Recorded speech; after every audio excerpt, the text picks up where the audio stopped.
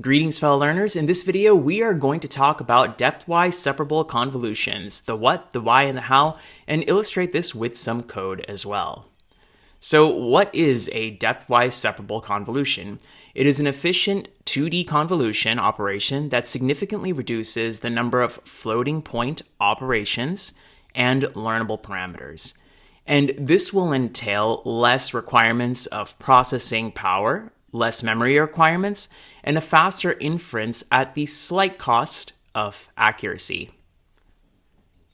Now, depthwise separable convolutions will do this by splitting this standard convolution, which would usually transform one tensor into another. It will split this convolution into two parts. One is a depthwise convolution, and the other is a pointwise convolution. So let's see actually how to do a standard convolution and then illustrate a depthwise separable convolution and just compare the two in terms of the number of floating point operations as well as number of learning parameters. So let's start with the full 2D convolution. So let's say that we want to transform this 32 cross 32 cross 64 tensor into this 32 cross 32 cross 128 tensor. With a full 5 cross 5 2D convolution, we're going to consider a filter size of 5 cross 5 cross 64. And we're going to do, multiplications of each and every single one of these floating point numbers here, add them all up in order to get this final value over here. And if you keep doing this by, let's slide the window by stride of 1 with a padding of 2, you're eventually going to get this entire feature map of 32 cross 32. And then what we're going to do is we're going to take 128 such filters over here to get all of these 128 channels. And that's the full 2D convolution operation.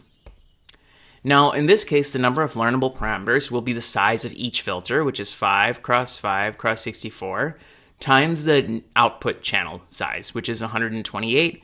And so we have 204,000 learnable parameters, excluding bias terms. Now, the number of floating point operations, and specifically we'll consider just multiplications, is going to be the size of one filter, right? And each of these filters will have a multiplication operation that goes on, right? And then what we're going to do is, we're continuously sliding each of these items, right? We're sliding this entire filter with a stride of 1. And so we would do this sliding 32 times 32 times, essentially. So for each filter and each window operation, we'll get this single 32 cross 32 output feature map, and we do this 128 times to generate the other feature maps, hence 128 here. And so the number of multiplications to perform this 5 cross 5 convolution is about 209 million. So keep these numbers in mind. Now what we do is, let's illustrate depthwise separable convolutions. We now instead, for the depthwise convolution, first, we consider a filter of 5 cross 5 cross 1.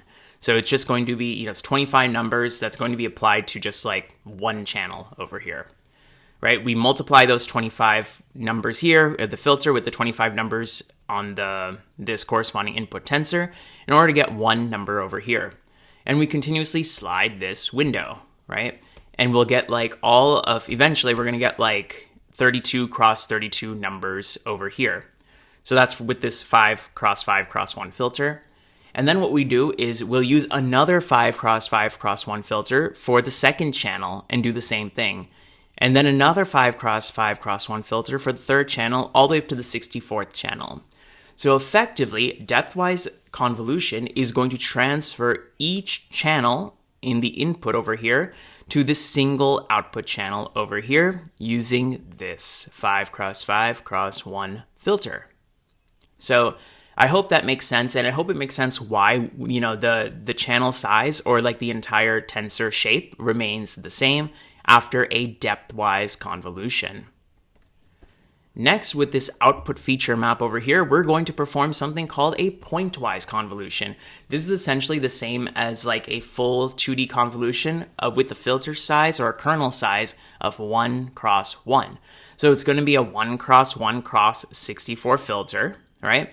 Well, there's like 64 numbers in this filter. We multiply it by 64 numbers in this tensor to get a single, take a product, take a sum of those products, you get the single floating point value. And then we just continuously slide this window with a stride of 1, and we do it for this entire 32 cross 32. So we're going to get a 32 cross 32 output using this single filter. And there's 128 of them, so we multiply this by like 128 such filters. And so this will be the result eventually of the depthwise separable convolution. Now, to compute the number of learning parameters, I hope it kind of makes sense here, right? For this first case, we know for the depthwise convolution, we had a 5 cross 5 cross 1 filter over here. And we do this for each of the channels, input channels. So that's 64 channels. Input channels is equal to output channels here. And then we have a pointwise convolution learnable parameters, right? Each filter is 1 cross 1 cross 64. And we have 128 such filters over here. And so this will be just shy of 10,000 learnable parameters. Now the number of floating point operations, and specifically the number of multiplications, we're going to take, like for the depthwise convolution, it's going to be the filter size, right? Those 25 numbers, we're going to take products of them. And what we're going to do is we have, again, like 64 of these, right? That's the total number of filters. And then we, for each sliding window case, we would apply each of these multiplications. So that's times 32 times 32. That's for the depthwise part. And for the pointwise convolution, we have the filter size of 1 cross 1 cross 64.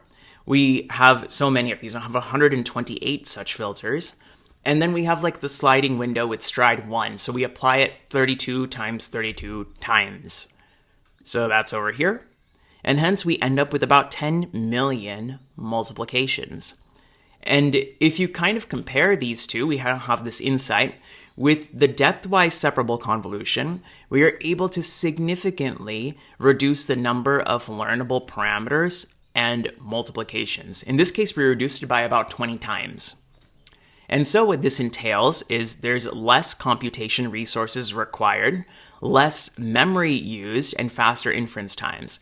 So when I say less computation resources required, it means that the CPU utilization is reduced because the number of multiplications required in the forward pass when making inference has reduced significantly. Less memory is required because now when the model itself is just going to be the learnable parameters itself.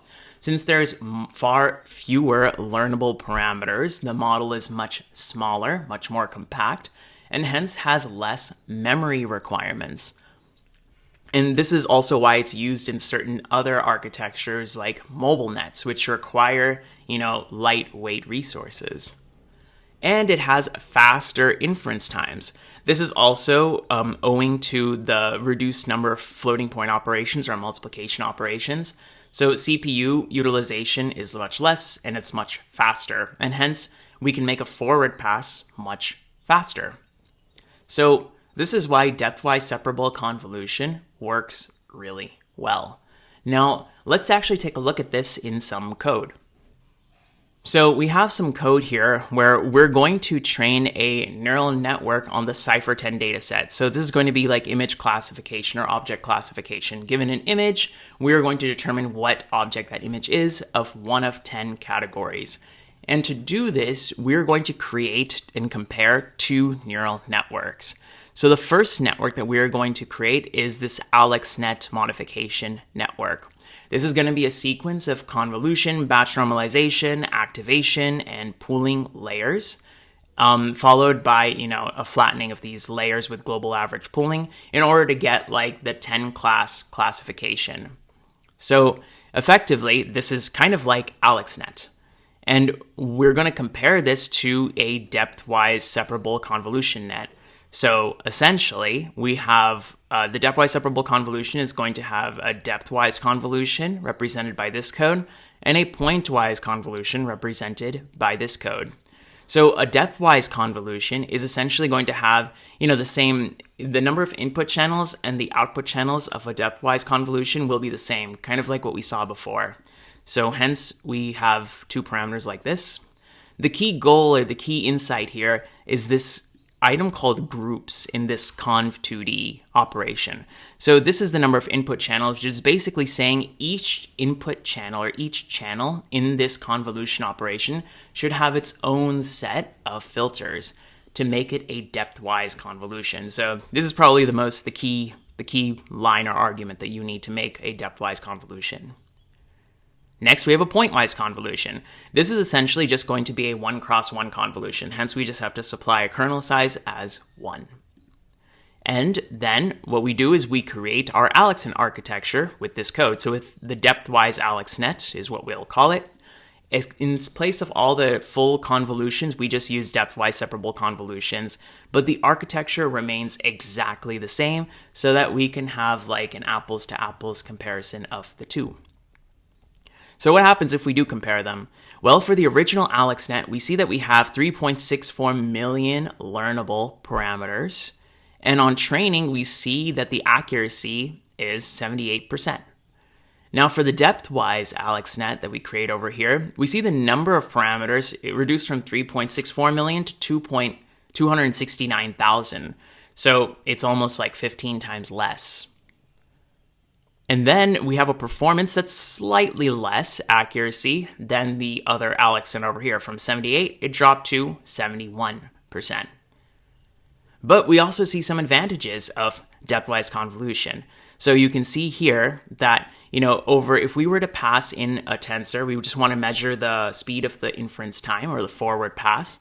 If you pass a tensor of like 512 samples, each of size 32 cross 32 cross 3, on average, if you do this, you'll see that the inference time is 22 milliseconds for the normal AlexNet. But with depthwise AlexNet, you can cut that time in about half. So you can see like the insane speed ups here. And hence we have a conclusion. So using depthwise separable convolution reduced the number of parameters to just 7%, and it sped up the forward pass in inference to almost 2x. All of this while maintaining a slight accuracy drop of 7%. This makes depthwise separable convolutions useful in situations where we prefer to sacrifice accuracy for major improvements in inference speed, memory consumption, and computation. So I hope all of this makes sense. Quiz time. It's that time of video. Have you been paying attention? Let's quiz you to find out. Which of these are advantages of depthwise separable convolutions over standard convolutions? A. Better performance. B. Faster inference time. C. Lower memory consumption during training and inference. D. Lower CPU consumption during training and inference. I'll give you a few seconds to answer this question.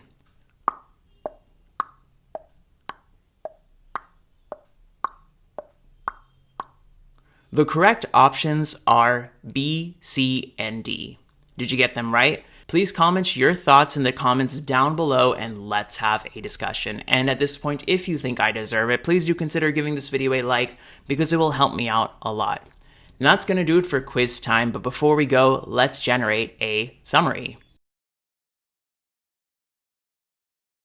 So we described depthwise separable convolution as an efficient 2D convolution operation that significantly reduces the number of floating point operations and learnable parameters.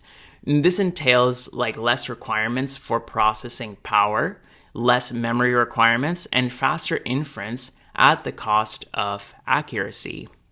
We then described each of these operations, highlighting the number of learnable parameters and number of floating point operations, specifically multiplications, and compared it to the depthwise separable convolution case as well.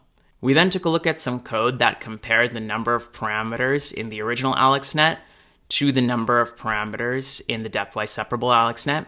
We also compared their performances from 78% for the original and 71% using depthwise separable convolutions only.